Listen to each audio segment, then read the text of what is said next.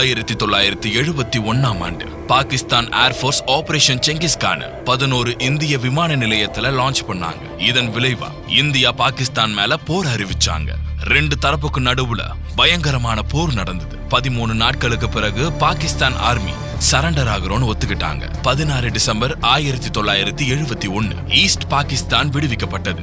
அதுக்கப்புறமா நம்ம எல்லாருக்கும் தெரிஞ்ச மாதிரி பங்களாதேஷா மாறுச்சு. இந்த போர் காரணமா 10 மில்லியன் மக்கள் இந்தியாவுக்குள்ள தஞ்சம் புகுந்தாங்க. அந்த கஷ்டமான சூழ்நிலையில மக்களை இன்னும் கஷ்டப்படுத்துற விதமா மழை, வெள்ளம், கூடவே காலராவும் வந்துச்சு. சாப்பாடு, சுத்தமான தண்ணி, சுகாதாரம் இல்லாத காரணத்தால காலரா வந்து 5000 அகதிகள் இறந்தும் போனாங்க. அந்த சமயத்துல வெஸ்ட் பெங்கால் பேங்கோன்ல இருக்கிற ஒரு ரெஃப்யூஜி கேம்ப்ல சூழ்நிலை ரொம்பவே மோசமா இருந்துச்சு.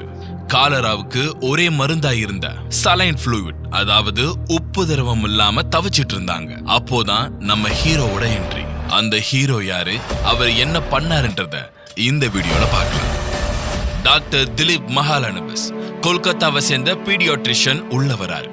அவரோட ரிசர்ச் மூலமா சால்ட் அண்ட் சுகர் உடம்புல வாட்டர் அப்சார்ப்ஷனை இன்க்ரீஸ் பண்ணுன்னு கண்டுபிடிக்கிறார். டயரியாவுக்கு யூஸ் பண்ற ஓரல் ரீஹைட்ரேஷன் தெரப்பியை ஸ்டார்ட் பண்றார். சால்ட், குளுக்கோஸ், பேக்கிங் சோடா, அப்புறம் சுத்தமான தண்ணி, இது எல்லாத்தையும் கலந்து ஒரு சொல்யூஷனை கிரியேட் பண்றாரு. அவரோட டீம் மூலமா அதிக அளவுக்கு இந்த சொல்யூஷனை கலந்து அதை ஸ்டாக் பண்ணி வச்சிருக்காரு. அதை எல்லாருக்கும் கொடுக்கவும் ஆரம்பிக்கிறாங்க. அடுத்த 14 நாள்ல ரெஃப்யூஜி கேம்ப்ல இறப்பு 30% இருந்து 3.6% குறையுது.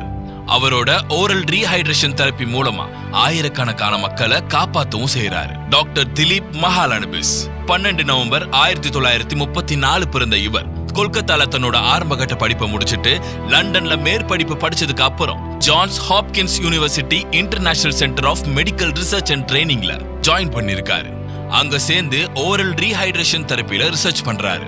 இவரோட இந்த தெரப்பியை பார்த்துட்டு the most important medical discovery of 20th செஞ்சுரின்னு சொல்லி த லான்செட் மேகசின் வெளியிடுறாங்க.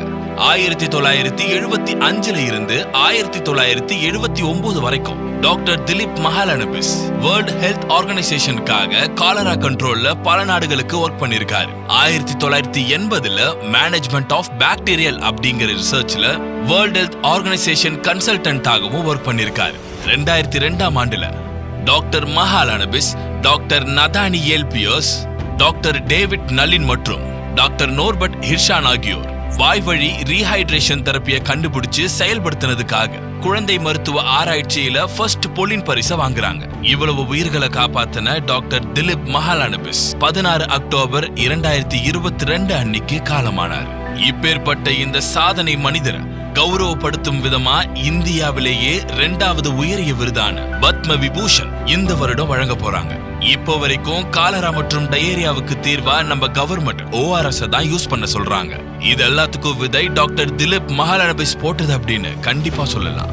இந்தியால ஜூலை 29ஆம் தேதிய ORS டேன்னு கொண்டாடுறோம். நம்ம லைஃப்ல எத்தனையோ தடவை இந்த ORS யூஸ் பண்ணிருப்போம். அப்போலாம் இது வெளிநாட்டுக்காரங்க கண்டுபிடிச்சிருப்பாங்கன்னு நினைச்சிருப்போம்.